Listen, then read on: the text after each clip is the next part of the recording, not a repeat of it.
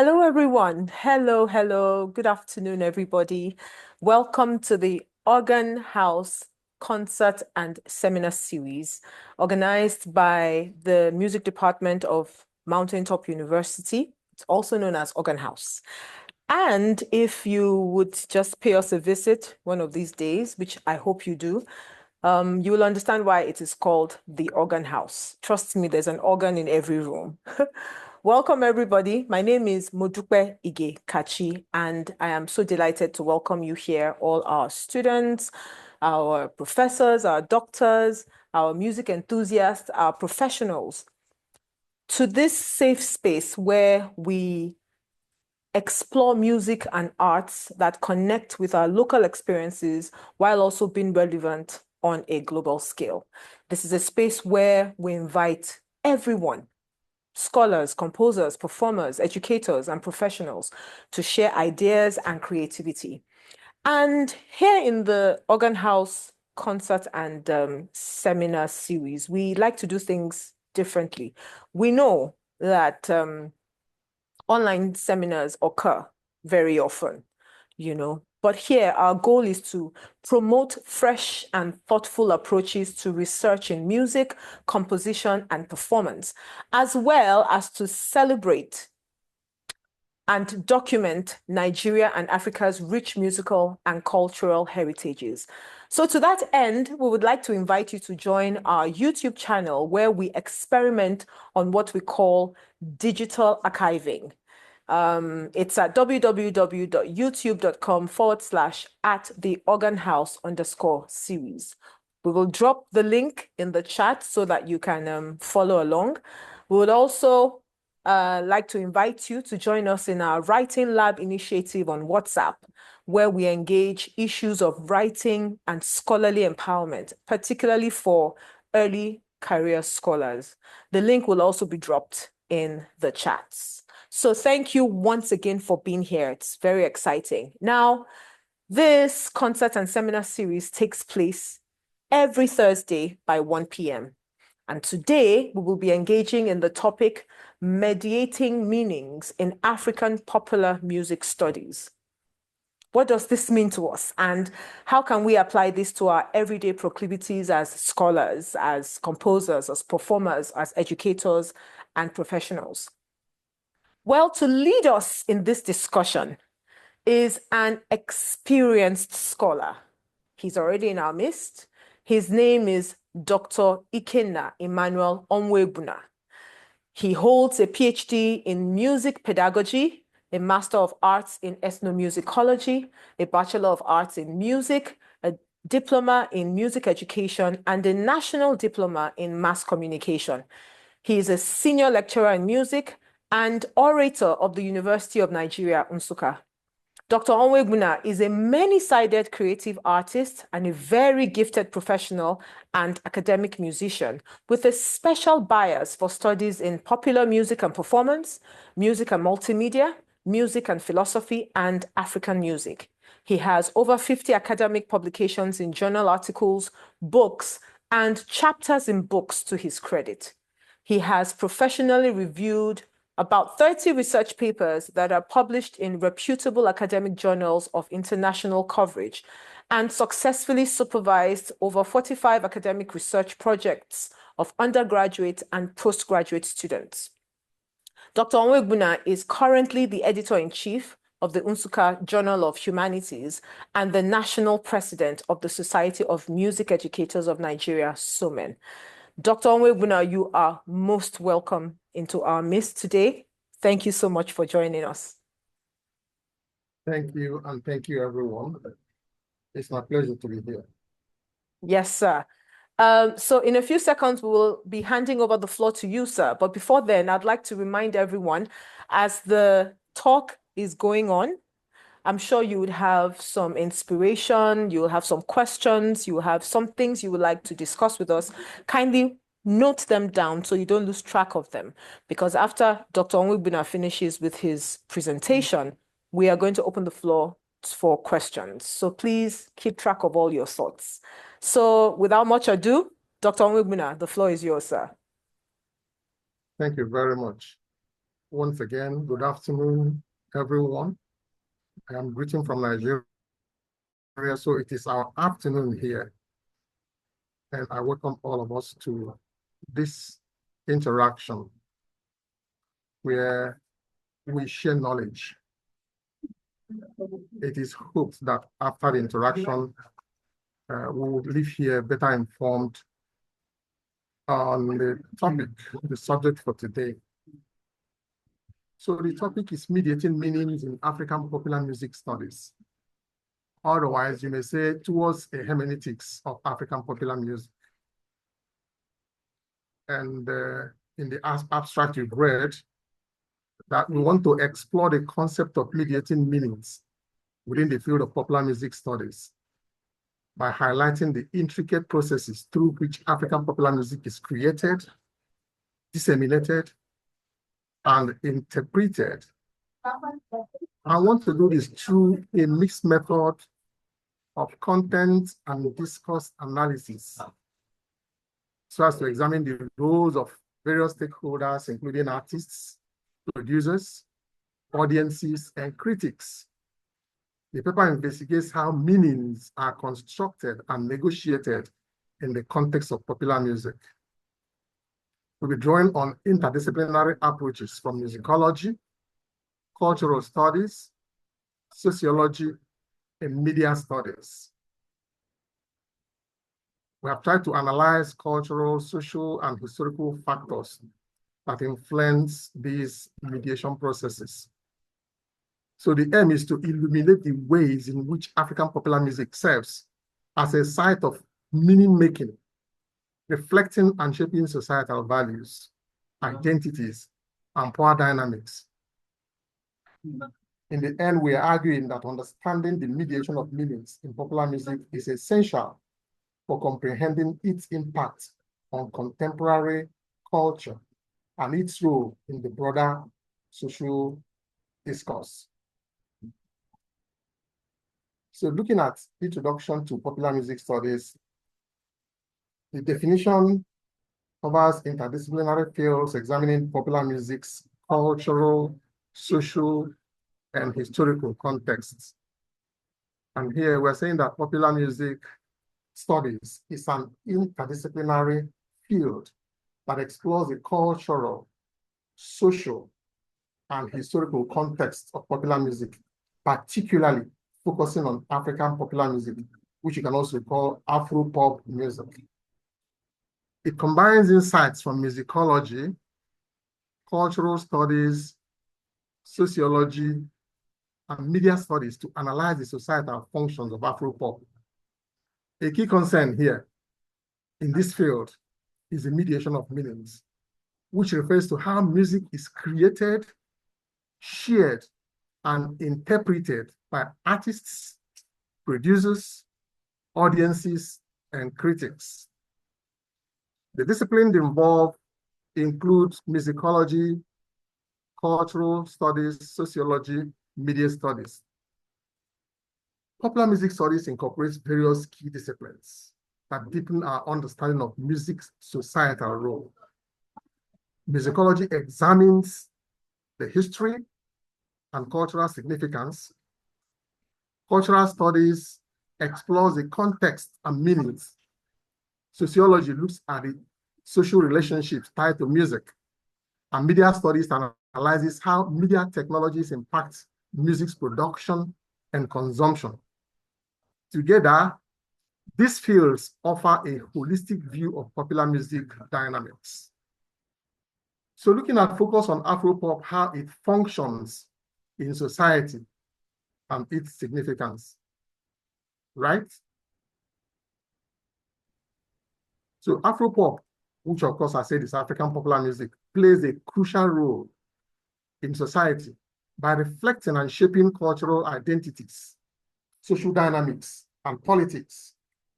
It serves as a medium for self-expression and community representation, often addressing issues like politics and social justice. Beyond entertainment, Afro-pop fosters cultural pride, promotes unity, and enhances global awareness of African cultures, contributing to cross-cultural exchanges. Its impact is significant, influencing both local and international music scenes, while enhancing broader cultural discussions. So representation here refers to the ways in which popular music represents different social groups, cultures, and identities. Representation in popular music is a critical concept that examines how various social groups, cultures, and identities are portrayed and understood through musical expression. This representation can significantly influence public perceptions and contribute to the construction of cultural narratives. And that leads us to mediations, or mediation of meanings. The mediation of meanings in popular music is a complex interaction among artists, audiences, and media, revealing that meanings are fluid and context-dependent. An artist's intended message may be misinterpreted or interpreted differently by audiences, while the media and music industry shape how music is presented and consumed, further influencing the meanings attributed to it. In the process of accepting and reacting, we get involved in encoding and decoding. And encoding and decoding in popular music are pivotal to understanding how meanings are constructed and interpreted within this cultural form. These processes highlight the dynamic relationship between creators and audiences, emphasizing that meanings are not simply transmitted, but they are actively negotiated.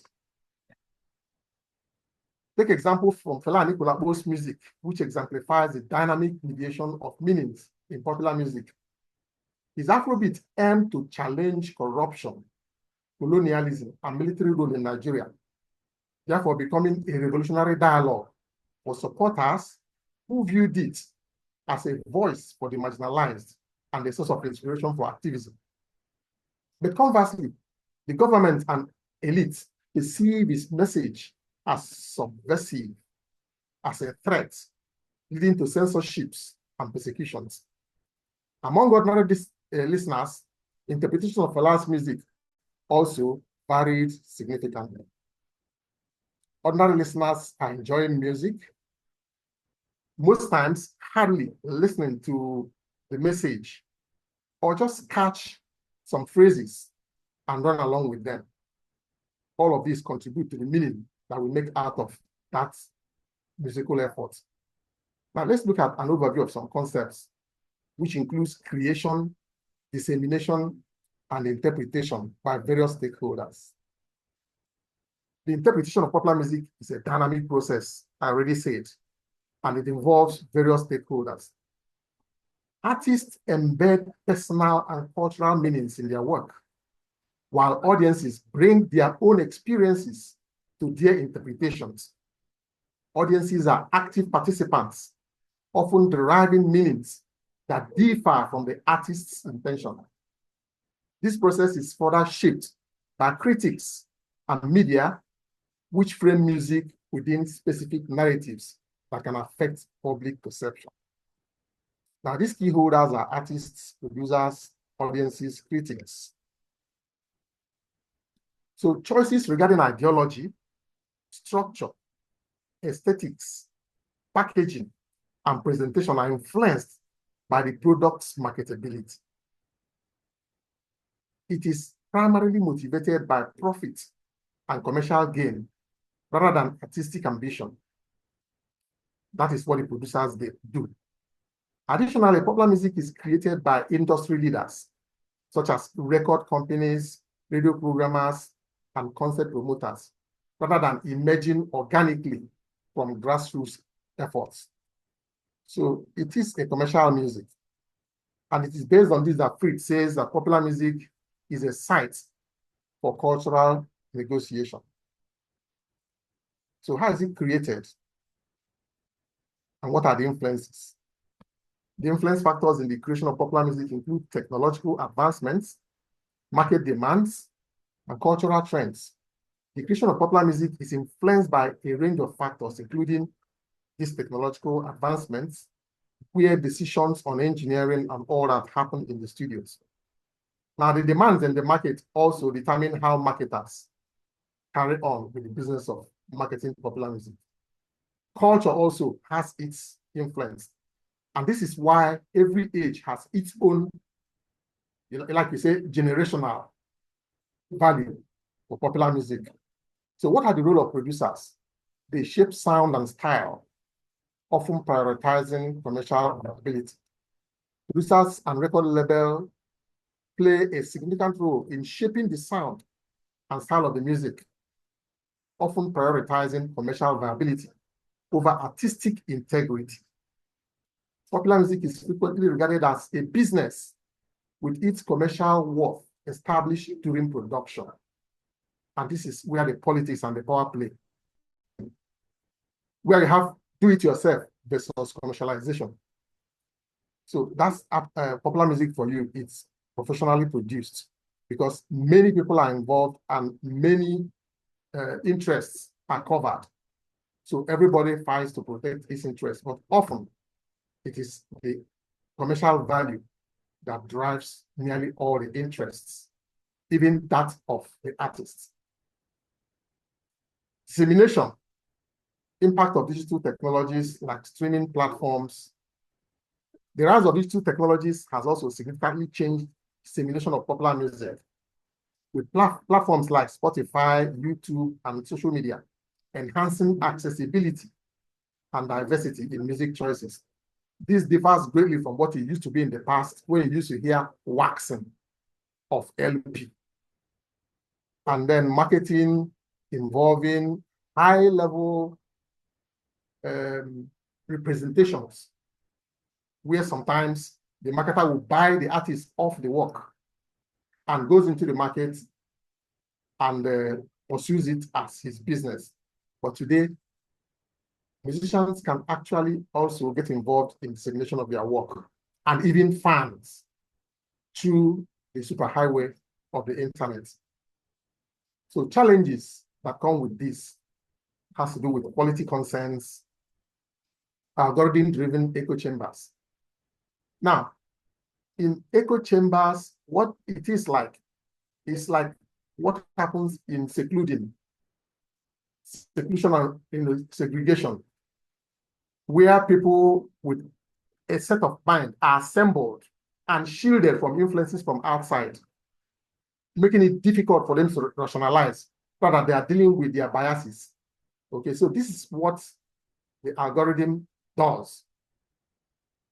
This shift, raises concerns regarding music, the quality of the music, and this can lead to people staying within the cocoon that they have built around themselves without ever allowing anything to come in or letting out anything. So when you come together in an echo chamber, you already have your idea of how things are, and you are not open to outside influences and possibly giving you the mind to rationalize. So you're dealing with what you know, because the computer and the internet will assemble all of you through the medium that you are coming, and you are relating with what is offered within that echo chambers. Now, audience interaction. Dynamic processes involves personal and cultural meanings. Artists infuse their work with personal and cultural meanings, while audiences bring their own experiences and contexts to their interpretation, thereby affecting meaning. Now, artists create meanings. Interpretations can differ significantly from artists' intentions. So artists create, audiences also interpret. Audiences are not passive consumers. They actively engage with the music, creating meanings that can differ significantly from the artist's intentions. The meanings of popular music can also evolve over time as cultural contexts change and new generations engage with the music. Meanings also change. A song that was once a protest anthem may be reinterpreted by future audiences in light of contemporary issues. We'll give examples as we make progress. So this is how meanings are demonstrated. They are not static. They are continually negotiated. And the role of critics and media. In framing music, critics and media shape public perception and narratives. I hinted at this earlier, but now we are talking about the critics. Often the opinion we have about most popular music we listen to are informed by media hypes. And that's also how they decide which song will make a hit. So when critics and media frame music within specific narratives, they influence public perception.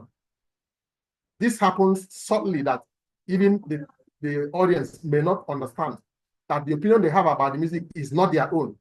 It's one sold to them by critics and media. And this happens in the environment always. Then cultural commentary. Hip-hop as a reflection and response to social issues. We make music artistically, but it takes on other dimensions. So critics and scholars play a vital role in shaping the meanings of music by analyzing and contextualizing it within broader cultural and historical frameworks. For example, the rise of hip-hop is examined not just as a musical genre, but as a cultural movement that addresses social issues like race, class, and identity. You hear this in most African-American popular music, where the hip-hop culture is not just the music, it also speaks volumes about way of life of a people and what challenges that they are going through and what use they put music into as they negotiate their reality. Intersectionality and identity has to do with recognition of multiple overlapping identities, which we have already hinted. Talk about race, class, gender, sexuality. Individuals possess multiple intersecting identities that shape their experiences. In popular music, the representation of women varies significantly across factors like race, class, and sexuality. Like I said, we will see examples that make them clearer for us. Maybe when we ask questions, we'll discuss some more. Now, gender representation, very portrayal in popular music, including objectification and empowerment. Some female artists challenge traditional gender roles and assert their agency, while others face objectification and limited portrayals that reinforce patriarchal norms. So while the males will look at the females as objects to be used rather than subjects to be understood, this plays out in also how we assign meaning to music made by different genders. Now let's take example of Tiwa Savage and Yemi Alade. The song Kele Kele Love by Tiwa Savage signals a shift toward female agency and open expression of desire. The song's representation of female sexuality is not without its complexities. From an intersectional perspective, it is crucial to consider how Tiwa Savage's identity as a Nigerian woman is, in a patriarchal society, shapes her artistic choices. The song navigates the delicate balance between expressing female desire and adhering to cultural norms while expressing artistry. So what are these complex representations? Tiwa Savage as an artist likely intended to create a relatable and empowering anthem for women, challenging traditional notions of female passivity and celebrating female sexuality. The song's encoding, therefore, was a deliberate act of pushing boundaries and asserting female autonomy within a cultural context that often restricts female their expression. Now look at diverse interpretations. Audiences respond range from empowerment to criticism of explicit contents. Listeners interpreted Kele Kele Love in various ways. Many young women in Nigeria saw it as an empowering anthem that resonated with its message of female agency. But some enjoyed the catchy beat without fully embracing its empowering message, while others criticized the song for its explicit lyrics or concerns about objectification. These diverse interpretations underscore the subjective nature of the decoding process, influenced by individual perspectives and cultural contexts. An intersectional analysis would also consider how factors like gender identity, social class, and cultural background shape listeners' interpretations of the song. Another example is Yemi Alade's Johnny, which is humorous, talking about relationships and infidelity. The song, with its engaging narratives and catchy beat, also tells the story of a woman searching for her missing boyfriend, Johnny, who is known for his womanizing ways. Yemi Alade, as the artist, likely intended to create a humorous and relatable song about relationships and infidelity, while also empowering women to take control of their own narratives. But there's ambiguity in the representation. And where do we find it? While the woman in the song is assertive and independent, she is still searching for a man who is known to be unfaithful. This raises questions about the song's ultimate message.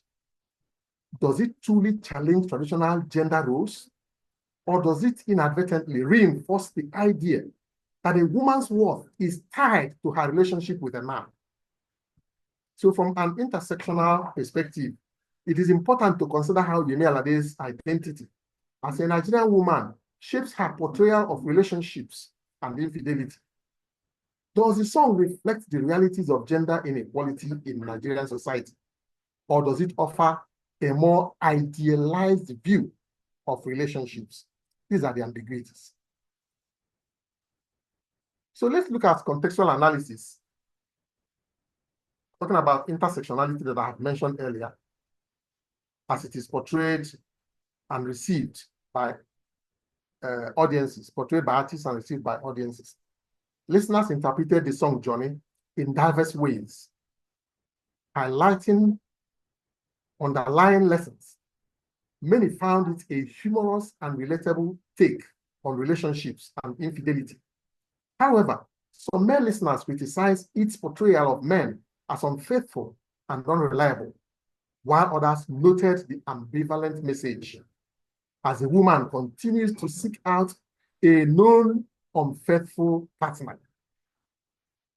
If you see my journey, then you'll get her back to me. An intersectional analysis would explore how factors like gender, identity, cultural background, and personal experiences with relationships shape interpretations of the song Johnny. The stories of Kele Kele Love and Johnny illustrates the encoding-decoding model, showcasing the complex interaction between artistic intention and audience interpretation, and then cultural context within the music of Nigerian female artists. While these artists aim to infuse their work with themes of empowerment and female agency, the meanings of their songs are ultimately shaped by how diverse audiences decode them through their unique experiences and intersecting identities. Analyzing those decoding processes reveals music's role as a cultural force that influences identities and fosters connections, while also raising awareness of issues like commodification, misinterpretation, and harmful stereotypes, all against women. Understanding intersectionality is crucial in navigating these complexities and encouraging equitable and authentic representation in popular music, enabling engagement with the rich narratives of African female artists beyond simplistic empowerment concepts. African female singers like Angelique Kidjo and Modupe Onwuegbuna have made significant contributions to the exploration of gender identities and empowerment through their music.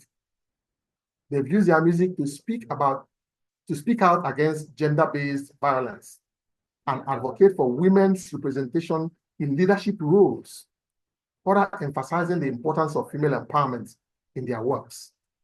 Both Angelique Kidjo and Modupe Onwuegbuna exemplify how African female artists use their music to challenge traditional gender roles, celebrate cultural identity, and advocate for women's rights. Their contributions not only enrich the African music landscape, but also inspire listeners to embrace their identities and strive for empowerment. Through their artistry, they continue to pave way for future generations of female musicians in Africa and beyond, while deepening our mediation of meanings in popular music when it has to do with gender issues. Now let's look at cultural appropriation and authenticity. We're looking at adoption of cultural elements without respect for their origins, because meaning is also derived from this expression. Representation in popular music is a complex issue, I've said it already, involving the portrayal of various social groups, cultures, and identities. While it can provide a platform for marginalized voices, it may also reinforce stereotypes and commodify cultural expressions. A critical examination of representation helps scholars and audiences understand the dynamics of power, identity, and cultural negotiation in society. Impact of authenticity. Importance of genuine identity expressions in music to avoid backlash. Authenticity is vital in discussions of representations in music, as audiences desire genuine expressions of identity. Perceived inauthenticity or exploitation by artists can provoke backlash and criticism. This underscores the need to understand the cultural context of music and the responsibilities artists have in accurately and respectfully representing those cultures. An example is reggae music. The Jamaicans took the medium to fight oppression and have a voice in the government of the day. But when the music went to London, it was looked at purely as a commercial message. And that's why Jamaican musicians have problems with producers in London. Chris Blackwell and his splitting of the Wailers is a case. Another case is Paul Simon, who went to South Africa to make contributions to world music. And he went there with just his bass guitar. But he came out with an album that was clearly, mostly, if not 90%, made possible by the people he met in South Africa. But how did he represent their authenticity? The album came out in his name. His image was on the album, even though he composed some of the songs. No voice was given to Stimela, who played the full, instrumental backup. And this caused a quarrel after the album was released and the monies that the album made. Lady Smith Black Mambazo also deepened the artistic interest in the music. But how much of the authenticity was recognized? How much of the identity of Africa was captured in that work? Same with Miriam Makeba, who also worked with Paul Simon to produce. So a lot of controversies. If you read critics, what they have said about that album, you may want to go and look for it again and consider what went into it. Also, you see the video, you can see that without the South Africans and their authentic input in that work, Paul Simon would not have actually succeeded in making a mark in world music with that album. And then instability of meanings, which is the central tenet of post-structuralism. Meanings are inherently unstable and subject to change. Post-structuralism asserts that meanings are not fixed within a text, but are constructed through the interplay of cultural, social, and historical contexts. In popular music, this perspective provides valuable insights into the creation, dissemination, and interpretation of songs, emphasizing the complexities of meaning-making within a dynamic cultural landscape. When you have structured the music, it comes out. Restructuring begins to happen from the rest of the people who get involved with the music, and meaning will also become diverse as a result of that post-structuralism. A key tenet of post-structuralism is the belief that meanings are inherently unstable and subject to change. This view suggests that a single text can lead to multiple interpretations, influenced by the context and the audience's perspectives. In popular music, this instability is reflected in how different listeners interpret songs based on their individual experiences, cultural backgrounds, and social contexts. So this leads to multiple interpretations. And a case is the song Jerusalem by Master KG. Now, what is the song? The song by Master KG featuring Nomsibo Zikodi exemplifies the instability of meanings in African popular music. While many listeners view it as a joyful celebration that promotes unity and dance, interpretations vary significantly across cultural backgrounds. In South Africa, the song is seen as an expression of hope and resilience, linked to spiritual connection with Jerusalem as a place of peace. Meanwhile, international audiences appreciated it as a dance trend, drawn to its catchy rhythm and choreography. The viral TikTok dance challenge further transformed the song's meaning, shifting it from a culturally rooted expression to a global entertainment phenomenon, prioritizing viral appeal over original spiritual significance. Authorship is another issue. When authorship is challenged, meaning is shaped by cultural contexts and audience reception and socio-political landscape, supported by Barth's concept that in The Death of the Author, that's the book he wrote, he says that authors' intentions are secondary to audience interpretations. This perspective argues that once a text is released into the world, the author's intentions become secondary to the interpretations made by readers or listeners, thereby leading to death of the author. The interpretation of a song is influenced by a range of factors, including cultural context, audience reception, and broader socio-political landscape.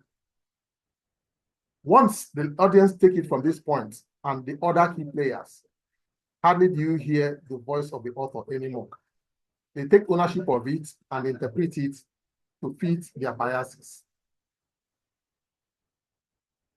Now, in intertextuality, texts are interconnected. Meanings are shaped by relationships to others. So texts are interconnected and meanings are shaped by their relationship with other texts. In popular music, songs often reference or draw upon other musical works, cultural artifacts, and social discourses, creating a web of meanings that can be explored through analysis. Examples: you've recently heard Flavor's Big Baller, where you hear him say ayagaya, digidigi, ayagaya, mbombo. Now, this is a text is sampled from Osadebe's 1978 recording of club music. Ayabaya, digi digi, ayabaya, mbo mbo, digi ligi adabu kwananyo. But in today's world, in this generation, flavor is leading the way in contemporary popular music, in the high lifestyle, by lifting texts or sampling texts from 1978 recording. He pulls the interests of distant generations into one and make the music available to them. And so meanings will also change from here. Another example is with P Square's Bank Alert. Cause my bank alert na bagam. Okay, then he talks about iyo go go, iyo go go go go go, iyo go go, which he sampled from Onyeka Omenu's Iyo go go, recorded in the 90s, or was it in the 80s? So sampling that text from that and then bringing it here, people now interconnect them as they carry on with the dialogue and creation of meanings with the music they hear today. This is where intertextuality contributes to negotiation of meanings in popular music. Cultures also converse. Understanding a song involves its connections to other texts and narratives, which I just mentioned. This intertextuality underscores the idea that meanings in popular music are not isolated, but are part of a larger cultural conversation. As such, understanding a song requires considering its connections to other texts and the cultural narratives that inform its creation and reception. So we are dealing with mediating meanings, and we are driving towards methods. Okay, so what are the relevant methods in mediating meanings in the study of popular music? And here we have selected some 4 methods that we can look at. One is content analysis.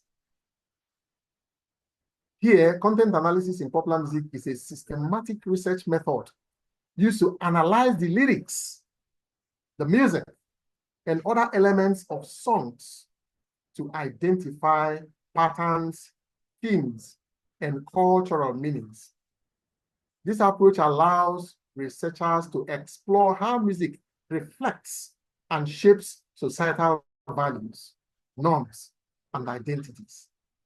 By examining various components of popular music, scholars can gain insights into the cultural significance and the message they convey. Example, themes of empowerment in the female songs we have made reference to earlier.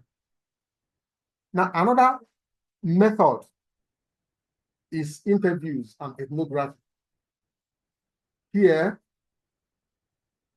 the interviews and ethnography become a qualitative research method that provide valuable insights into the creation, consumption, and cultural significance of popular music. These approaches allow researchers to explore the lived experiences of artists, producers, and the audiences, offering a deeper understanding of the social dynamics and cultural contexts that shape popular music. Examples are insights we get from audience engagement with music, part of which I had mentioned earlier, whether they engage in real or imagined space. The dynamics involved also leads to why this method could be used to study popular music and get at the data you are looking for your analysis. So engage your audience, not just the musicians, but also interview the audience in your ethnographic studies. And meanings can be sieved from all the experiences. Now, discourse analysis, which is what I have used in this study, part of what I've used in this study, I've combined discourse analysis with content analysis. Analyzing the ways in which popular music is discussed and written about in various contexts, including the media and the music industry, is crucial for understanding its cultural significance and the narratives that shape public perception. This analysis encompasses several dimensions, including media representation, critical discourse, and the role of marketing and promotion in framing music and artists. Example is the media portrayal of gender roles that I have given earlier. Now, the power dynamics, which I've also spoken about, is the concept of dynamics in popular music, which involves interplay between various stakeholders. The artists represent power, the producers are powerful, record labels are part of the power, audiences, institutions, critics, media. This discourse often examines how power is not only held, but also contested and reshaped through the creation and circulation of music. This refers to the ways in which power is exercised and negotiated in the production, dissemination, and consumption of popular music. Gender and cultural power in music industry, I've already hinted at. And in this, I have also looked at definitions of popular music that can be driven by 4 different angles. One is stylistic definition, defined along the lines of the genres. The other one is sociological definition, which is what happens in the society that I have also discussed here. The other one is process-based, which is what happens with technology and industry. While the last one is theory-based, where we are dealing with the music itself. And in analysis, we can also find 4 approaches. The musical analysis, where we are dealing purely with the music and all the musicological aspects of it. Then sociocultural analysis, which is handled again by sociology and all that. Then ideological analysis, which can come from the interviews, from the lyrics, and from the public image that the artist presents. And then you can also analyze historically, like I've also done here, looking across periods and across generations. So in conclusion, the roles of various stakeholders, including artists, producers, audiences, and critics, help in the processes. And in the cultural impact, popular music represents different social groups, cultures, and identities. Representation here is critical, and it's a concept that examines how various social groups, cultures, and identities are portrayed and understood through musical expression. This representation can significantly influence public perceptions and contribute to the construction of cultural narratives, thereby influencing meanings. The journey from artistic intention to audience reception is rarely a straightforward one. Artists encode messages, emotions, and cultural narratives within their work. But the process of decoding these meanings is inherently subjective, shaped by the listener's individual experiences, cultural background, and social context. Stuart developed in 1973 the encoding-decoding model, and this model provides a valuable framework for understanding this dynamic interplay, highlighting how audiences may interpret and engage with music in ways that align with, diverge from, or even actively oppose the artist's original intentions. Drawing on interdisciplinary approaches from musicology, cultural studies, sociology, and media studies, these align with the 4 approaches I mentioned for analysis: musical, sociocultural, ideological, and historical. And this is where I have tried to stay within the time allotted. And so I hand you back to the moderator for Q&A. Thank you for listening. Thank you so much, Doctor. This has been very enlightening. Thank you so much for, breaking this down, explaining, at least making us understand what mediating meanings in African popular music studies is about. So right now, I hope that we have all written down our questions, our thoughts. This is the time where we critically engage, right? So no questions are off limits, no thoughts or contributions are, less important than the other. So if you have any questions, please make use of the raised hand emoji in the Zoom app so that we can identify you and then engage with you. Don't forget, I reminded us to write down our questions. When the talk is sweet, sometimes we might forget to write down what, is going on in our minds. So please, if you have any questions, if you have any contributions to this discourse, we'll be very happy to hear from you now. Well, maybe I should kick off with the questions. Thank you so much, Doctor, once again. I am very interested in the use of African popular music in pedagogy in classrooms. In fact, my master's thesis and my postgraduate thesis were all about that, because secondary school kids, they see these popular artists on their television screens, on social media, and they interact with their music. But when they come to the classroom, it's different. They don't see this same music that they hear every day, all day, when they're at home. So sometimes that they might get very bored or disengaged in music classrooms. So why do you think African popular music hasn't been introduced into classrooms yet? And if I may recall, I don't think maybe just a few tertiary institutions have embraced African popular music in their maybe curriculum or scheme of work, whatever. But in secondary schools, I don't think so. So why do you think this is, and what do you propose can be a way forward for us to use this African popular music in classrooms as pedagogy? So the question you asked is very interesting.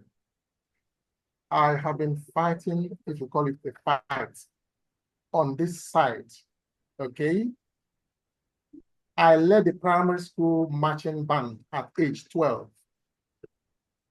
And at that age, I was already a professional dancer for people who advertise drugs on the streets. We call it a jazzco dancing. And the music they play is the popular Congolese tunes. What you know today as Makossa and the dances that go with it are actually offshoots of Ajasco dancing. As I grew, talk about objectification and commodification, okay, and stereotypes. These things started showing their faces. I veered off. I went to study mass communication as I grew because the attack on popular music and its integrity was discouraging. So I went to study mass communication. And don't forget that music is a calling. Okay? So 12 years after I graduated from mass communication, the pull towards music was still there. I had to go back to study music, at which time I had played in a jazz band for 2.5 years. I was bass guitarist and singer for Sound City Jazz Band. And so it was this band that prepared me to come to study music. And I came to University of Nigeria. I was put through audition. I auditioned on my bass guitar.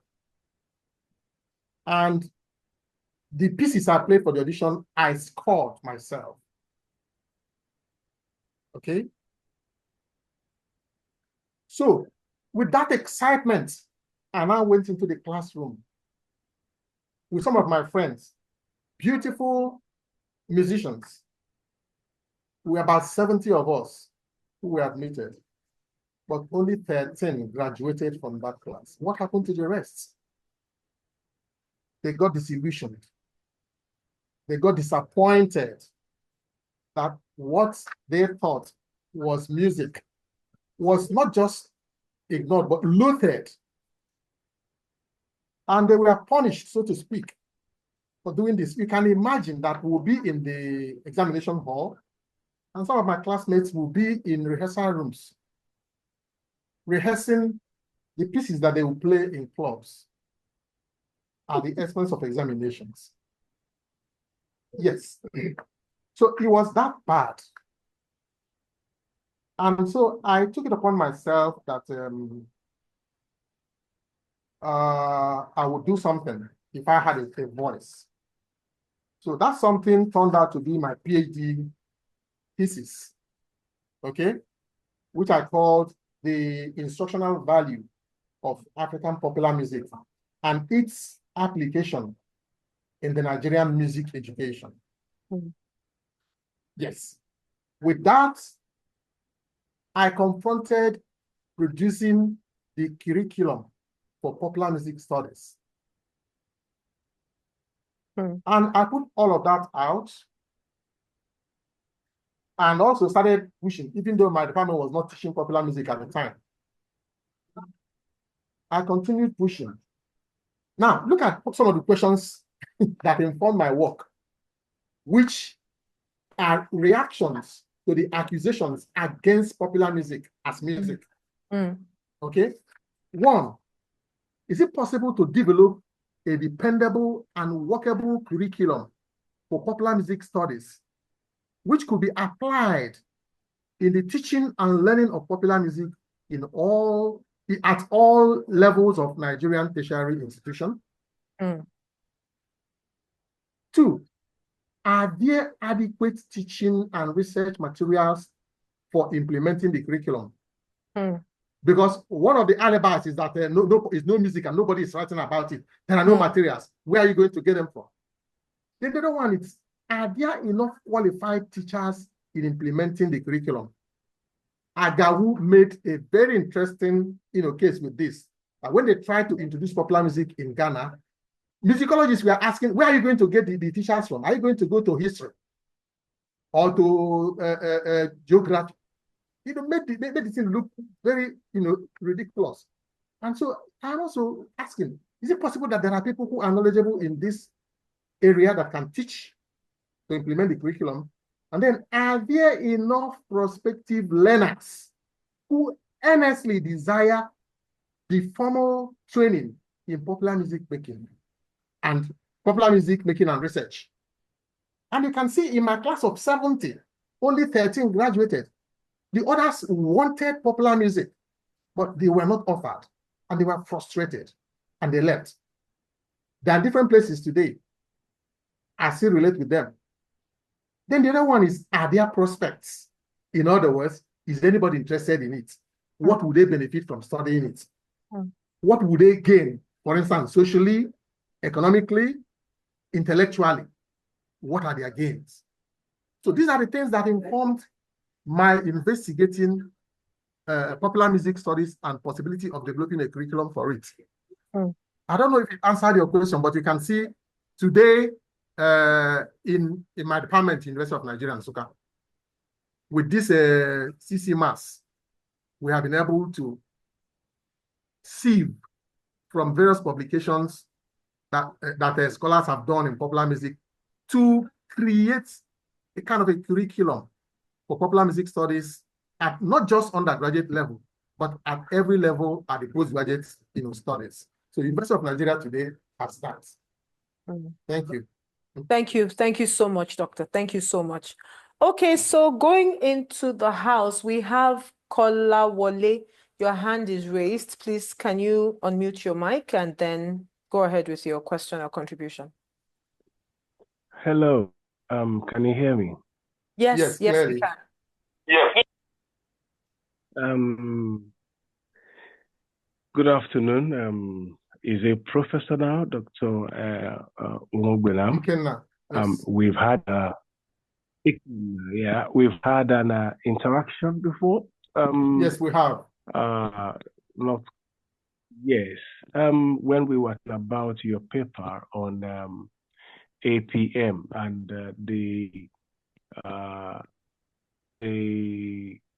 your proposed syllabus in that paper, we did have a brief discussion about,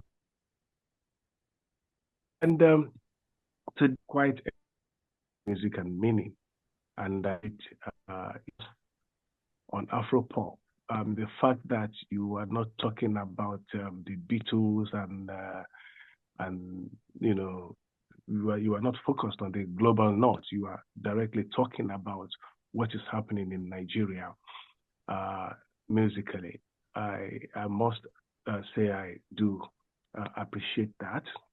Now, I know that as a former head of music at UNN, even though it seems you have partly answered the question I'm about to ask.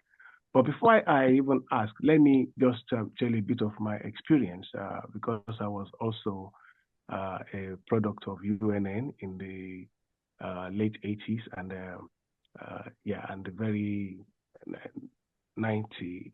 I remember when I entered UNN for my diploma studies in 1985.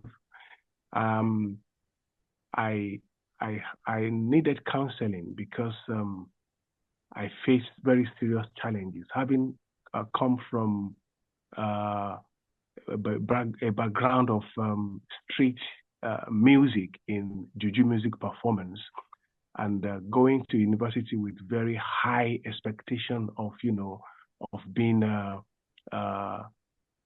turned into a musical guru. But getting into the university, we started learning about Bach and Handel and Haydn and Chopin. And the first question I was asking is, what has this really got to do with what I've come for? At the time, I wanted to stop, but then I realized that I have to continue, that it is what it is. If you can't beat them, you join them. So I managed to finish the diploma and finished a bachelor's. But because of the kind of curriculum that was proposed, that we were trained in, I never went back into academia. The moment I had my degree, I went straight back into the street because I didn't get the kind of fulfillment I wanted, that I needed as a musician. I've had that mind for decades until I realized that there's got to be some kind of changes in the way we make this music. So I decided to go back into academia to introduce this aspect of African musicology into academia in London, where I did my master's on juju music and doing all the expositions and all that. And it was very, very, very well received. As a matter of fact, I realized that what is expected musically is exactly what I encountered when I was in London. And that encouraged me to continue my research. Since then, I am still undergoing research on juju music technology in York. Now, the question I'm about to ask is this. Knowing that here in the West, hello? Yeah, I can hear you. Okay, I thought I had some background sound. Okay, knowing that here in the West, my proposal on juju music in academia is very well received, and as a matter of fact, it's been looked into as part of the curriculum of music teaching here in the UK.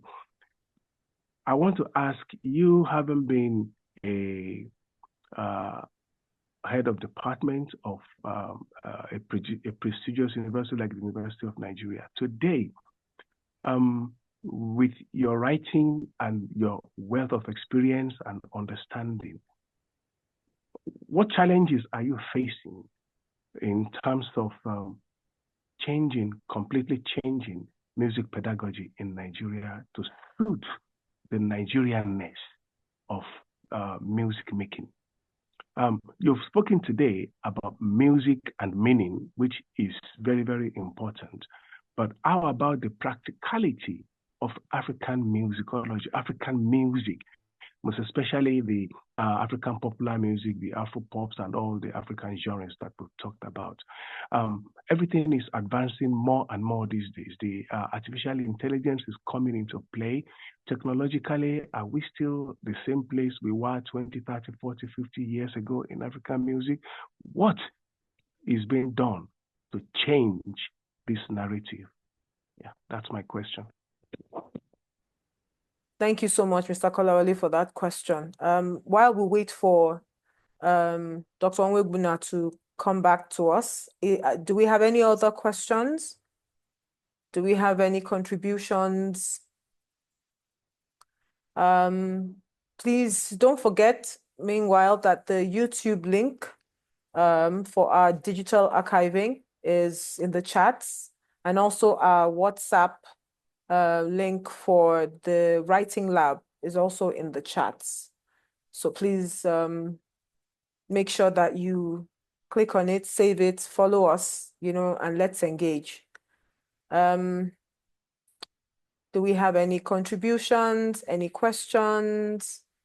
Mr. Kolawole, that was a very interesting question, and it's very ironical that your music and your research is well received in a foreign land, as against here, well, we're still trying to see how we can incorporate our African popular music into our classrooms, Indeed. Sorry, I switched over to my phone now. The Okay, network sir. I'm using on my laptop packed up. Sorry about it. Oh, okay, sir. Sir, did you get the question that Mr. Kolawole asked? Yes, I got it, and I think I was still on when I discovered that I wasn't anymore. So he was Okay. asking who the problem is, or what the problem is in changing the curriculum to accommodate our values, our cultural values. Because that's sorry, I have to stay without video now because network is a challenge. Yes, we understand, sir. But Mr. Kolawole, was that what you were asking? Can you just quickly recap your question, sir? Yeah, I think the summary of my question, if I just put it direct in a different way, have we our students in our African life, like Juju, like Afro-pop, like of Nigerian music genre? Or are we still graduating our students in theory of Western music and theory of Western composition and history of music and, composition and all the stuff? Have we started graduating our students in our African music genre, that we have a wealth of it here in Nigeria? Akbala is there, Awurebe is there, the highlight is there, have we started studying all these practitioners and bringing their music and the meaning of their music into our pedagogy? That's the question in brief. Okay, thank you, Mr. Kolawole. Dr. Onwuegbuna, did you get that? Yes, I did. He also asked, what are the problems if we have not? And that's how he ended his submission before I was cut off. So I'm saying, right. and I said I will take it from the end. The problem is us. Okay, we seem to have accepted the objectification of our competitors without understanding that they are competitors. The West has their Western education and they are marketing it. and we market for them. And what you do with your customer is to convince him that you have the best products. And then he takes it. And that's how you make sales. So the problem is us. And I'm happy to say that with the younger generation, there seems to be an interest, not even, let me not say a renewed interest, an interest, a vibrant interest in APM, African Popular Music, APM studies, okay? For graduating them, I also have seen, like the pitches we give our students before you come with a piece that is African, the older members of staff will chide you and tell you, didn't you see this piece or that piece, which is standard? But today, that attack has reduced, okay? Or you want to do a performance, a research in performance, and you come up with your repertoire, and it is dominated by Western music. We don't see that anymore. Somebody has done a performance research simply on high life music, and then you use that to express periods in high life music evolution, okay? And it was accepted. So it's going to take a gradual step. I already said that we have introduced popular music studies officially in our curriculum, covering diploma, degree, postgraduate diploma, master's, and PhD at all levels in UNN. So that awakening is coming gradually. Maybe, as we say, the young shall grow and the old shall go. Maybe by the time that the old goes, the grown young will take up cultural relevance and implement it in the curriculum, especially as it concerns our own music. I was happy when I heard that an American, a white American, came to Nigeria to research on Oriki music, which was his PhD work. And he wrote on it. We are gradually marketing our culture. It will take time, but we are getting there. Thank you. Doctor. Wow. Yeah, can I? Okay. I'm happy with yeah, and the fact that the young shall grow and the old shall go. I think I think the old are actually tired now. They really want to go. Because a couple of years back, I remember when Dr. Achinobu came to London and we met. We had this discussion, and one interesting thing that he said that made me cut him a slack there was when he said that what they taught us is what they were taught, what their teachers taught them. They all studied in Europe. And that was all they know, and that was all they could teach. So I shouldn't castigate them. And then he said, with everything that I have said that made a lot of sense, he said he is interested, but he's no longer in academia per se because he's old. I mean, you know. So, and he threw the challenge back at me, which I couldn't take. Then it's been a couple of years back now. I think this must have been like maybe 2016 or 2015, there about 10 years ago when this conversation happened. And yeah,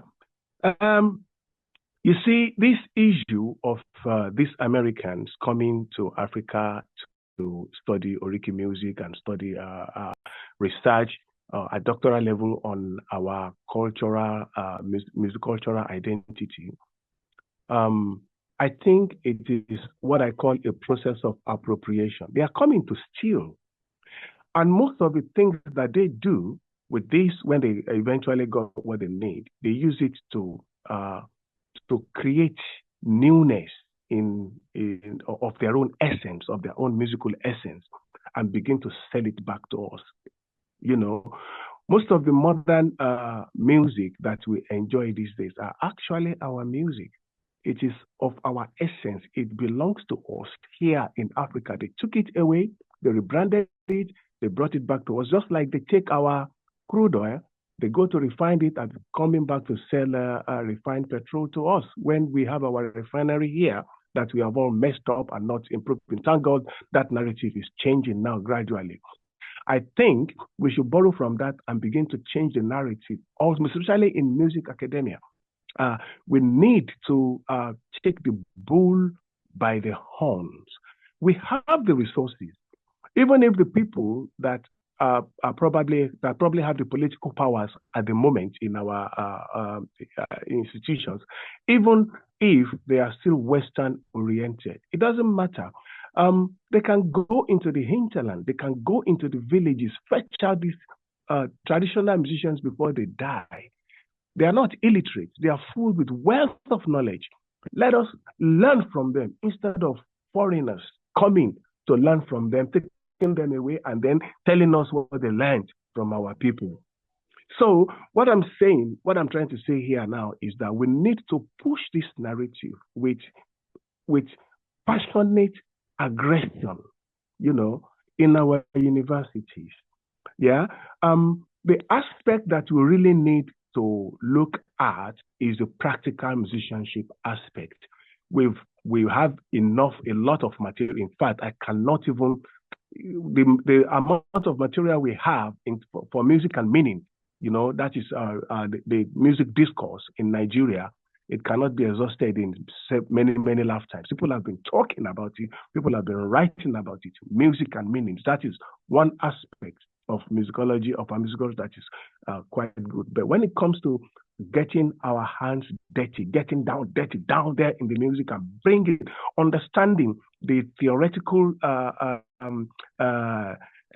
elements of our rhythms and harmony and melodies within the rhythm, and when it comes to harmony, the contrapuntal elements of our music, and what makes our genre be what it is, and then bringing technology into it. I think we need to figure out a way to begin to read in that direction ourselves, because when we understand is when we can teach the new students. We have the material. We have the human resources. We have people who are ready to learn. And if we don't do these things, foreigners will continue to come and take the little they can, refine it, and bring it back to us. I will be wondering where we are in the narrative, not realizing that they are actually selling us back to us. Anyway, that's what I think. Yes, thank you, Kolawole. I agree with you. Even the threat of the appropriation, which I also spoke about in my presentation, but it's also a wake-up call. It's a wake-up call for us. If we don't value what we have, somebody from outside grabs and make the value out of it. Make the market of us at the end of the day. So it's a wake-up call. Why are you coming all that distance to come and find value in this thing that is commonplace for me here? And then I should wake up, not and wait until he refines it, and then I begin to cry of cultural appropriation, which has been the case all this while. Okay? African should as a wake-up call and begin to be more assertive than passive in involvement with what we do. Education did not start with our interaction with the world. We had education before they came. But they came and they think as with peers. Okay? So it's a wake-up call. That's the point I'm making. And we should begin to do something. Thank you. Thank you so much, Dr. Onwuegbuna and Mr. Kolawole. The truth of the matter is, if we don't tell our stories, we'll be forced to listen to others tell our stories for us. So thank you so much, sir. Okay, we have another hand up. Oladele Ayorinde, please unmute yourself, sir, and ask your question.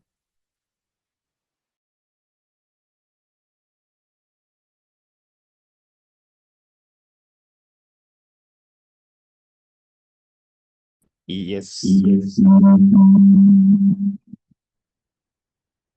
Can you hear me? Hello, can you hear me? Okay, thanks so much Yes, I can hear you. to Dr. Onwuegbuna for that great, wonderful presentation. And, thanks so much. Two things I can get from your presentation is of course, the issues around meaning making, and also, I think, three layers to it, although the third one is not. The first one is the issue around meaning making. The second is the pedagogue, how to go about it. Then the third, which is also very important, is about theoretical angle, which of course, is not so much of your concern, but you touched upon on it a bit. So my question is twofold. Let's skip it to two. The first one is it's a question which is about meaning making. If we are talking about popular music today, and when you go to Nigerian universities, the priority or the prioritized area is Andel, European history, just like Mr. Kolawole insightfully, explained, and I get his sentiment in that area, and I agree with him. So, my first question is, isn't that a contradiction? People who are doing research in popular music, and here you are, you've done a lot in that area also. Perhaps my question is, can we then say that there's a need to decolonize the Nigerian music education curriculum? So that's my first question. I think perhaps there's a need to decolonize, and what that decolonization would mean, that I'm going to ask you or other colleagues here. Then the second layer is more of a comment, I think, which is about the contradiction between the ideas of meaning and also the content of music, popular music in Nigeria. Nigeria today is known for many things, and one of those things is popular music performance. Everybody talks about Davido, they talk about Burna Boy, Onweka Onwenu, Fela Kuti. Yeah, these guys are popular across the world. And some of our professors, I can say, still don't see value in this thing. When you talk about popular music, they say it's street music. They ask you to just park and leave and talk about serious music. In fact, that's the word, serious music. It's part of the contradiction. Then on the other layer to that is, even if we are trying to push popular music studies, are we prepared for it? Are we really prepared for it? And I'm happy you use the example of South Africa in most of your explanation. You talk about Miriam Makeba, Uju Masekela, Jerusalem. South Africa is a good case, and I agree with you. But South Africa you're talking about is a good example. Yeah, popular music started in South Africa in the 80s. It was started by Dave Brubeck's son, who is, of course, globally renowned jazz musician, who started popular music studies in South Africa. Before then, it's been there like what we have in Nigeria. But performer. So the question is, we need those who are practicing to lead that area. Yeah, popular music study is not so much of theoretical thing. Of course, theory emerge for those who study jazz, for those who study other, but the practice, I don't think we have so much capacity in that area. Perhaps you can educate us or give us more insight into how to mediate this controversy. Maybe I'll stop for now. Thank you so much, sir. Thank you so very much, Oladele. Yes. The first one on theory. Okay. Now I ask you, what do you theorize? The musical sound. This is part of the colonization. Okay, colonizing the mind. And they say that popular music is no music. Just like they said earlier that African music cannot be notated. When they were the ones who dominated the teaching and learning of music. And then when African scholars came up, they said that every sound can be notated. So why do you say that African music cannot be notated? And that the rhythm is chaotic. There's no way you can make sense of it. It's just noise. Okay? The saying of giving the dog a bad name, back it to them.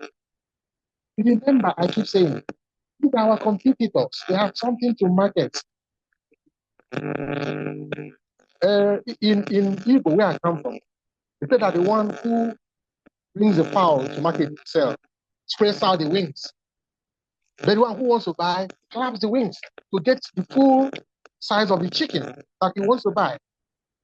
So that's what happens here. As they sell these opinions, and as they continue doing it, we begin to accept them. And we begin to help them to put us down. Okay? We call that auto-suggestion. If I keep heaping negativity on you, that's all you hear over time. You begin to tolerate it until you accept it.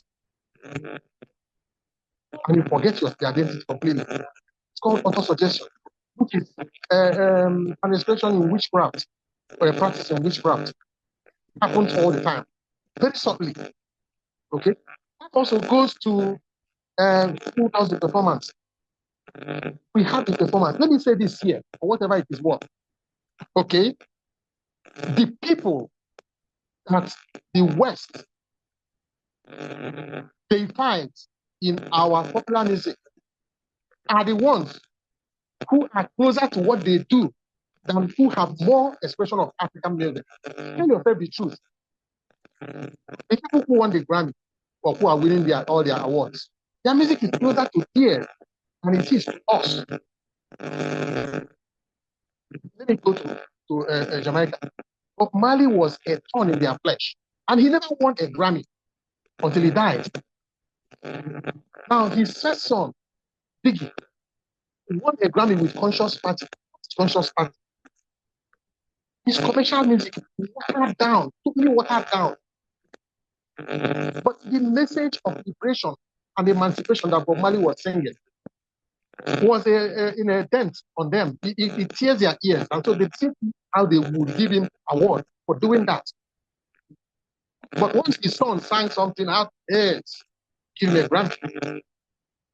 Okay? So the performers are here. They are here all over the place. Even the people who pursue the pedagogy, they are here. All they needed was a little window to be open. But still going through, neo-colonialism. And anything they want to market, they tell us that it's global. Classical music is global. But it is somebody's music. It's the cultural music of somebody. Why is there that African music is not global? And the one that is heavily influenced by African music, they call it world music or ethno-pop. That's what they call it. Why wouldn't they call it African music? These are the people we are dealing with. Okay? So, like I said, the old will go because their mind is already irredeemable. And the young will grow, or they will grow for whichever way. But man says things like total destruction. What is he talking about? Total destruction of the mentality so that they can come afresh. That way, people would go because there's nothing they can do now. And encouraging the young to go. Thank you. Thank you so much, Dr. Onwuegbuna. Okay, so we have another question, or we have Mr. Kolawale's hand raised. Sir, please, could you unmute your microphone and then share with us? Thank you. Yes, thank you. What I haven't listened to you very well again, and to the Dr. Ayo's contribution as well, and your response to him. All I can think of as a way of addressing this issue effectively is this. You know, there is a political aspect, there's a political undertone in the whole of this narrative. I think the professors, all the Nigerian music professors with political powers, this lies in their hand. I am suggesting that people like Professor Olusoji Stevens of University of Lagos, yourself, Dr. Ikenna, including Dr. Ayo and all the professors on this platform, Professor, what's his name now? Onyeji, Christian Onyeji, Onyenwapa, Professor Adeolu Okwade, Professor Olurati Adeogun, and all these professors, I think you are the ones that need to contact one another and sit yourselves down and really address this issue. Once you are able to come to an agreement and understanding, I think the whole of this problem is solved. We will see music pedagogy in Nigeria transformed completely. I mean, you don't have to be a music practitioner in the sense of African popular music or African popular genre before these initiatives can be triggered. If all these professors should come together and decide on what to do, I'm sure with all those great minds, you'll be able to figure out a way of changing the narrative so that we can release ourselves from the clutches of this arrogant hegemony of Western domination in our system. You know, because that's actually gone on for too long. But like they say, knowledge is power. We have all the knowledge, but we need to come together and use the power of the knowledge that we have to better us, not to continue to propagate the status quo. So this is what I think. This is what I think. Thank you so very much, Olawale. You just said it. You do not need to be a practitioner to be a teacher. Now, ask us, at what point were we introduced to Western classical music culture? Was that the music we grew up in? We grew up in our native music, our traditional music. And then this traditional music gave birth to the popular music, which is still indigenous to us. It was only at the tertiary level that this thing was introduced to us. And we now imbibe it and call it serious music. So ours is on serious. Is that what we're saying? And then we now become authorities, and we sing. No matter how much we sing a band, we can't sing it like the owners of the music. No matter how well we perform the foreign music, we cannot be as good as the owner. And that is why when we get close to expressing theirs, they encourage us by giving us awards, while making sure that we don't develop. And this is a political war. Unless we are alert, we keep playing into their game. We're playing into their hands. It's a game that we are strangers. Okay? So all this alibi, how can I see popular music? I don't know anything about it. And can be associated with Western classical music. When did you interface with it? When did you know about it? Now I ask you, in your child's wedding, bring Western classical music to perform there for your audience. Okay? Or in your own events. But our music is functional. It's beyond entertainment. So can you bring this, your so-called serious music, to feel the functions in your life in Africa? Why is the most consumed music not the most talked about and the most taught in classrooms?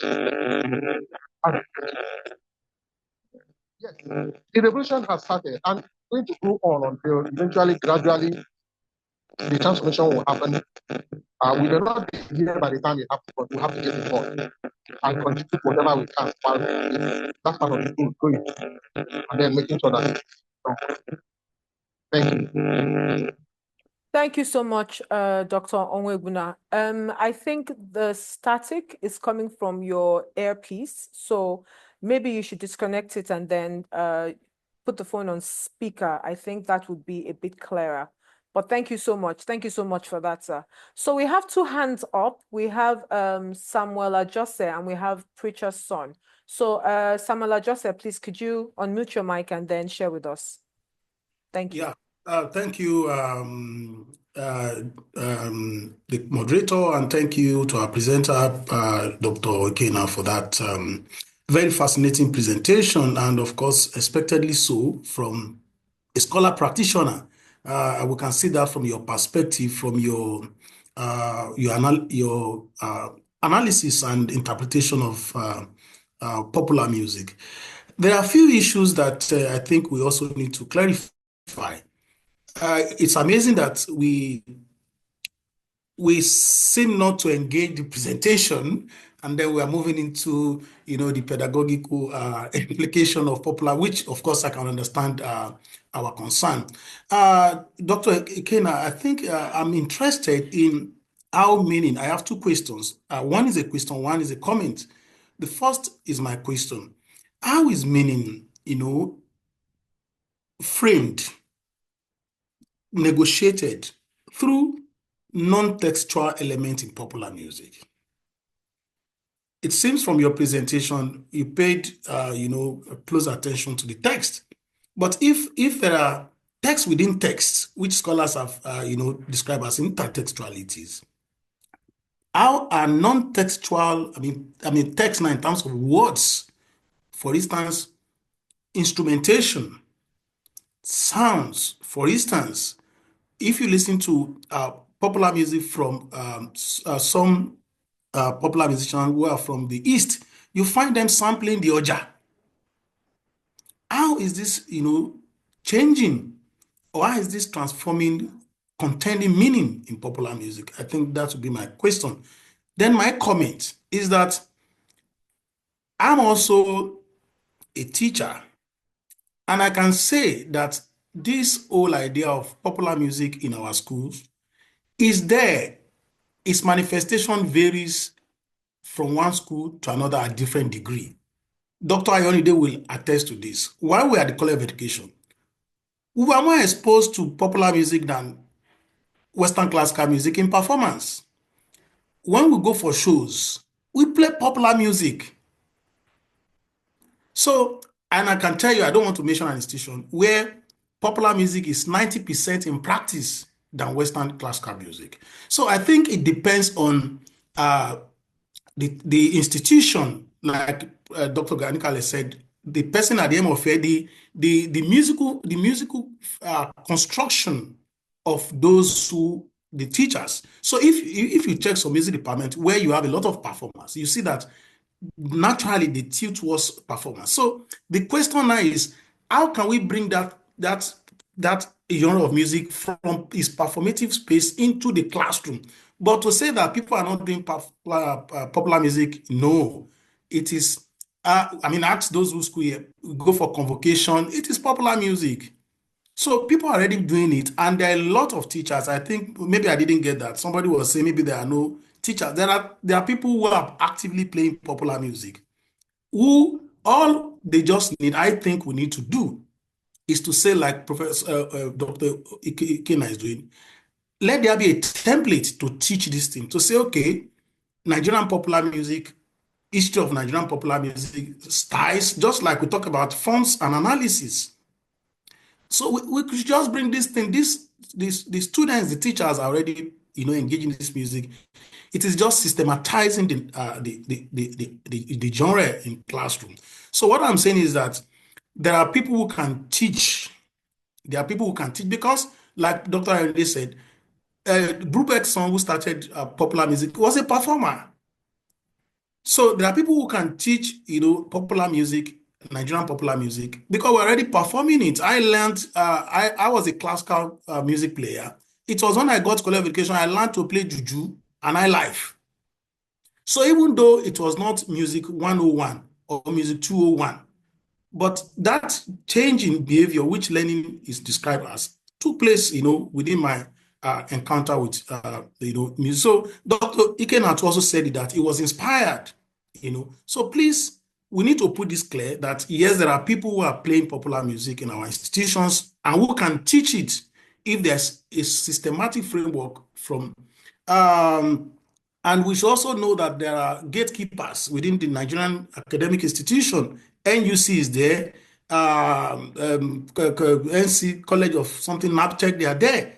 So while our colleagues are willing to do this, there's also some gatekeeping that may not allow.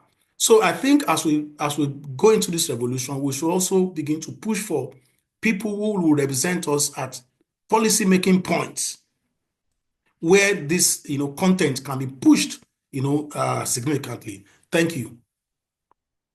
Thank you so much, Dr. Samuel Ajose. Thank you very much, Dr. Ajose. The question before, well, you just wrapped all of that together, your question and your comments. Non-textual material in mediating meaning.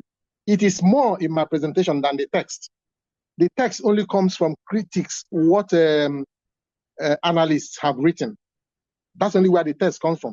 The rest are non-textual. Well, another text is the lyrics, but it's not even text, so to speak, because you have to hear it and then transcribe it before you go into analysis. But the power plays involves all the people who are gatekeepers, the producers, the arrangers, the sessions men. They are all part of the non-textual elements. The audience that you're relating with, okay? The lifestyle of the musician, the social order that they find themselves in, okay? The dominant, how do I call it now? The dominant way of life, that is the context that they find themselves in. These are things you analyze to get meaning, and they all influence interpretation of meaning in one song. Can you imagine who is employed by one popular music song? How many people who get paid from one popular music song? Okay, the sessions men get paid, the studio engineer gets paid, the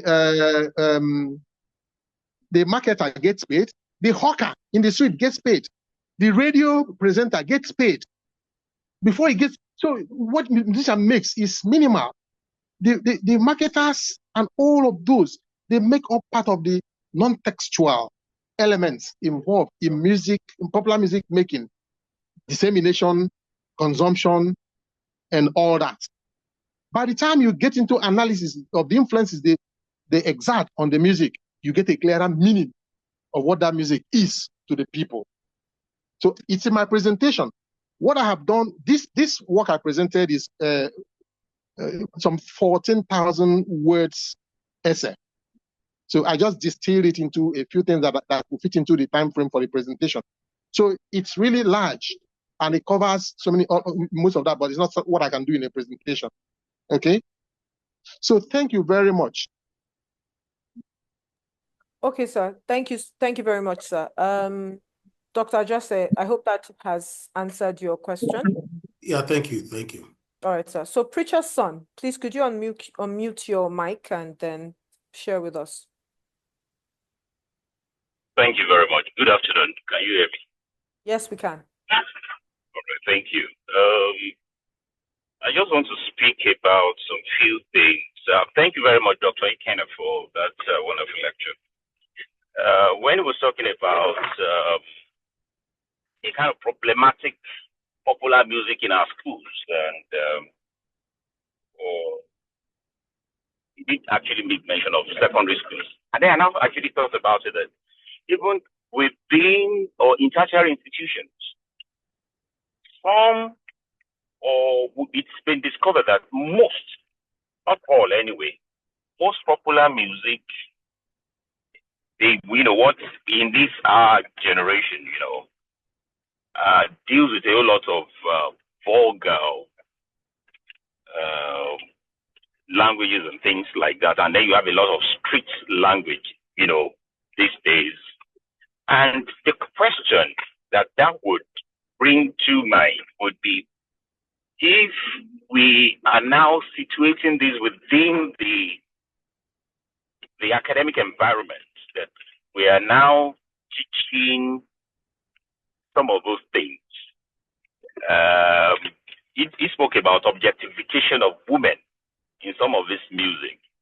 And I dare say that, well, talking about objectification of women, perhaps it's been happening since the 60s, since the Bobby Bensons and all the high life singers sang about, they think that where women can be used to actually sell their music, to the Ikediros and other folks. That wouldn't that seems to us validating or consenting to, okay, well, this is what is happening, and then we actually, it could pass because it should be something that should be done.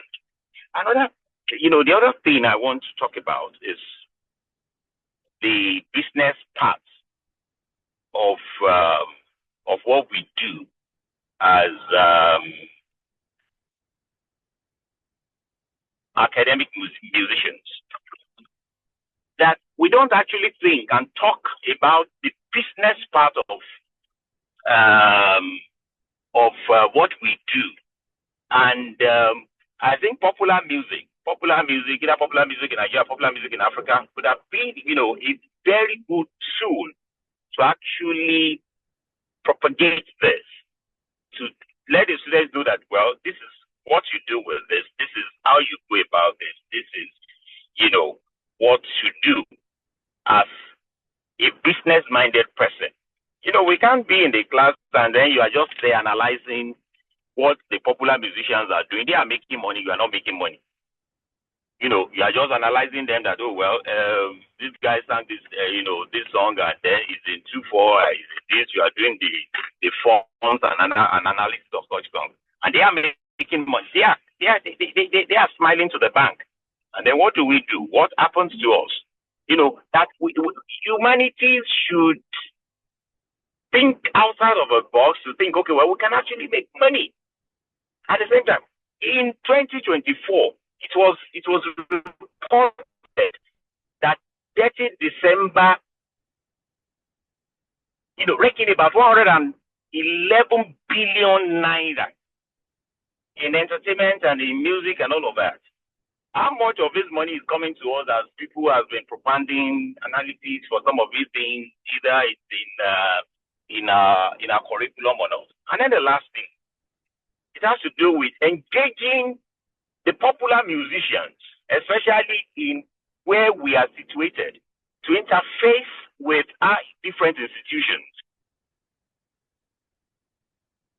to foster a kind of town and gown relationship. Now, if you have a popular musician in a particular environment, and you know that, well, this guy is popular, how can we bring that guy to actually maybe take a course or take a, yes, it could be a kind of crash program that, okay, well, maybe you just take this course and then tell the student will be interested to know, okay, well, this is how we do this. This is how we do this.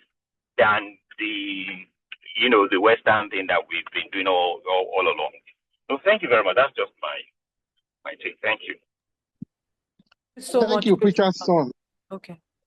Thank you. The artist Flavor was discovered by us in Sound City Jazz Band when he was in junior secondary 2. So we got him to play drums in our band. And his father was a problem. His father came fighting us, even calling police to arrest us for misleading his son. Recently, Flavor walked in a conference we were having in Abuja, and that conference took a totally new vibration, okay, new energy. And I reminded him of when his father used to bring police to arrest me for misleading him, and he laughed. 2 weeks after that, his father died. Okay? But he took that message home. Okay? Now, why am I talking about this? This same flavor came to the Department of Music, University of Nigeria, to do a diploma in music. And we auditioned him, and he passed the audition. He was to start music, and his father said no, that he cannot study music. Rather, he was encouraged to go and study marketing in the same university.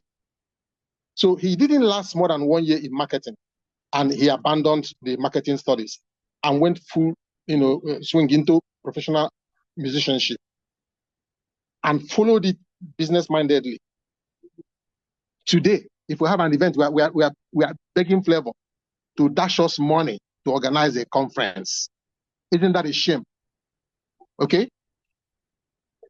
If we take up the business, we should stop telling ourselves lies. The so-called serious music, we say it's executive, you are this, you are that, your interest is not in making money. We are deceiving ourselves. The art thrives in patronage. Who is patronizing our Western music? Who patronizes it? So can't we open our eyes and see that we are being used to market another person's value at the expense of our own? That's the point I keep making since. Okay? Who tells me that as an academic, I can't? Look, when I came to study music here in UNN, I was already playing in a jazz band, and I told myself that if the proceeds from the band cannot finance my music studies, then there is no need going to study music in the university. So I said, I'll do no business than music business. So from Diploma 1 to PhD, I earned my keep through music performance. I paid my bills through music performance. And those who tell me that you don't need to, you do it. I say, this is not my experience. That's what I have seen. So the business side should validate the academic side. If you say we're not looking for money, why do you wait for the month to end for you to receive a salary as a teacher of music? Okay? So these are the lies we've been telling ourselves that we need to readdress. Okay? So I'm happy it's coming out today. In University of Nigeria, even at the PhD level, we have music business as part of the studies. Until we see somebody graduate from here and take the training from here and become a big name in the industry, we wouldn't actually have been able to prove that this is worth the time and money we spend getting this, education and studies. Okay? So, the business side of it, we're also not leaving that from our curriculum here in University of Nigeria. I know that someday other people will also wake up to these areas and begin to incorporate that in their curriculum. Thank you. All right, thank you so much. Thank you so much, Dr. Onwuegbuna. Thank you so much to all the people who have contributed and asked questions. This has been a very engaging seminar today. I hope that we have learned a thing or two. I hope we have gathered knowledge here. And most importantly, I hope we are determined to make a change wherever we find ourselves.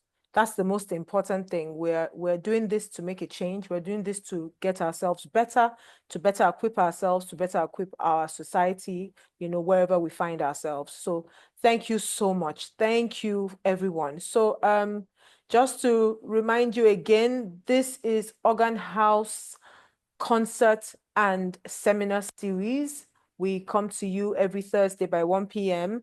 to engage in scholarly discussions, in music, to better ourselves. Next week, we're having our reading session where we engage, in an article or a book, and then we discuss it, we read it and we discuss it.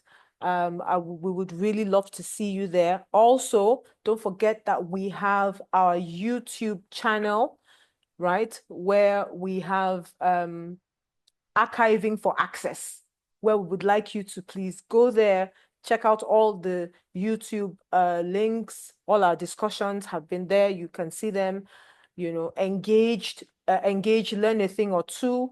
We'll be very happy to have you there. We'll also be very happy to have you on our WhatsApp group, WhatsApp channel, where we talk about writing, scholarly writing, especially for upcoming scholars. We'd really love to have you there with us. So thank you all so much for this engaging discussion. And I'm just being reminded that our dear Dr. Onwuegbuna, his birthday is tomorrow. And we would just like to say, on behalf of Organ House Concert and Seminar Series, on behalf of Mountaintop University, on behalf of Organ House, the music department, we would like to say a happy birthday to you. We'd like to say God bless you. I don't know if I can maybe sing a tune for you on behalf of everybody. Happy birthday. Let it be popular music go. Popular music. Let it be popular music go. Popular music, popular music, popular music, popular music. Who can help me? Popular music. I wish you happy birthday. Oh, yeah. Very, very many happy returns. So we'd like to say God bless you, God keep you. Thank you so much for what you stand for in the industry, in academics. We thank you for all your contributions, and this is wishing you more years of grace, of sharing, of bettering our knowledge. Thank you so much, Dr. Ikenna. Thank you so much to everyone who has come here, to engage with us. We will see you again next week. Please stay with us. Please engage with us. We would like to have you, and we'd like to expand, our horizons. God bless you and have a wonderful, wonderful day. Bye-bye.